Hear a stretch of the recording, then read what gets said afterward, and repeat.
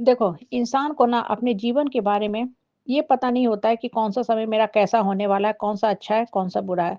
कभी इंसान प्लेन से भी गिर के बच जाता है और कभी इंसान घर के बाथरूम में गिर के भी खत्म हो जाता है। इंसान को ये पता नहीं होता कि ये मेरा अच्छा समय है या मेरा बुरा समय है, इसलिए इंसान के हाथ में सिर्फ़ यही है कि वर्तमान में रह के जो कुछ अच्छा हो सकता है हम करें, अपने लिए भी करें, दूसरे के लिए भी करें और कभी भी दूसरों को हार्म करने के बारे में ना सोचें। कहने का मतलब क्या होता है ना कि लाइफ में ना इंसान जो है भविष्य नहीं पढ़ सकता है, समय को नहीं पढ़ सकता कि आने वाला समय में क्या होने वाला है। ठीक है? घर से हम निकलते हैं सब कुछ ठीक है, लेकिन पता नहीं वहाँ गए क्या हो गया? हुँ, ऐसा हो गया हम गिर गए, पड़ गए।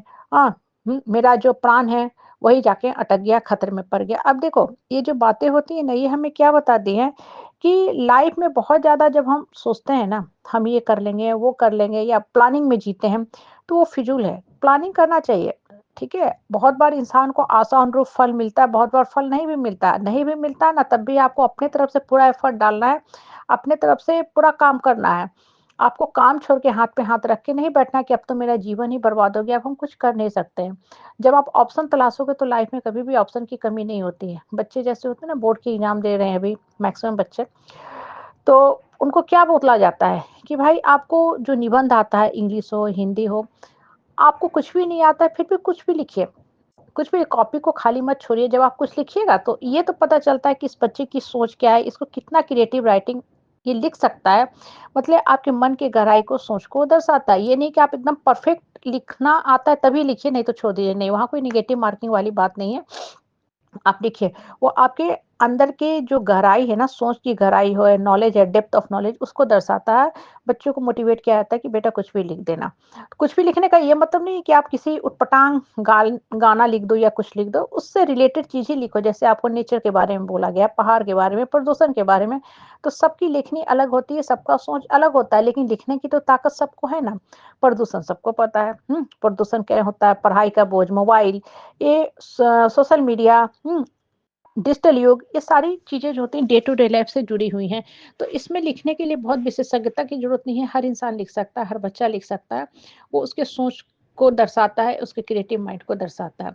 अब देखो, जीवन में भी ना क्या होता है कि आप काम कर रहे हो, बहुत काम कर रहे हो, आपको फल मिल गया तो बहुत अच्छी बात है, आपका कर्म आपको सही फल दिया। लेकिन बहुत बार होता है ना कि एक होती है आपकी प्लानिंग, एक होती है ऊपर वाले की प्लानिंग। जब ऊपर वाले की प्लानिंग होती है ना, तो वो आपको कुछ और मिलता है। हो सकता है कि आपको भगवान किसी और काम के लिए लाया होगा, जैसे द्रौपदी थी, ठीक है? वो थी तो भाई राजा द्रुपद की बेटी, हाँ, अग्नि से निकली थी, बहुत ही उसमें भी शक्ति था, तेज था, कोष था, लेकिन शादी हुआ अर्जुन से, लेकिन उसको पाँचों पांडवों की पत्नी के रूप में आना पड़ा हस्तिनापुर, उसको बहुत अपमान झेलना पड़ा। अपमान भी झेलना पड़ा, चीरहरण हुआ, फिर नारी के अपमान के चलते ही सारा महाभारत का युद्ध हुआ, कुरुक्षेत्र के मैदान में युद्ध हुआ, जो आज भी हम लोग पढ़ते हैं। अब देखो, द्रौपदी ने कुछ और सोचा होगा, ठीक है? उसको थोड़ी पता हो कि मेरे साथ ये सब होने वाला है, लेकिन भगवान उसको किसी और काम के लिए लाया, इसलिए उतना अपमान भी झेला, संघर्ष भी किया, क्योंकि उससे इतिहास को बदलना था। समाज में होने वाली कुरूसता को, कौरवों के कुशासन को अंत करना था, अधर्म को अंत करना था। उस समय के समाज में जो अधर्म चल रहा था, आज भी देखो आपके साथ आज लग रहा है कि अन्याय हो रहा है, बहुत दुःख होता है जब भी कोई दुर्घटना हो जाती है। लेकिन कहीं न कहीं भगवान आपको किसी ख़ास काम के लिए लाया है। हम संकुचित सोच रखते हैं ना, तो सोचते हैं मेरा जीवन ऐसे चलना चाहिए, ये सब हमको मिलना नहीं चाहिए। सोचना भी चाहिए क्योंकि हम में कोई बुद्ध तो है नहीं, अपने ऊपर काम करते हैं, जीवन चलाने का कोशिश करते हैं, एक नॉर्मल आदमी है, नॉर्मल दायरे का ही सोच रखते हैं। लेकिन फिर भी अपने मन को हमें समझाना पड़ता है, मन के अंदर ये विश्वास पैदा करना पड़ता है, क्योंकि अगर मन को ना इंसान समझाने में सफल हो पाएगा ना, तो फिर वास्तव में जीवन बोझ हो जाएगा। और एक चीज़ मान के चलो, आपको जितने दिन का जीवन है, वो तो आपको जीवन काटना ही काटना है, चाहे आप हँस के काटो या बोझ समझ के काटो, आपको जीना ही है।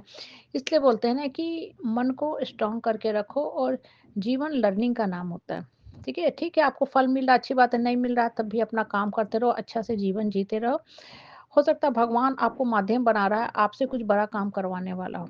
हो सकता है आपको माध्यम बना के भगवान कुछ कानून में परिवर्तन लाने वाला है, कुछ समाज में परिवर्तन लाने वाला है, कुछ देश के नियम में परिवर्तन लाने वाला है।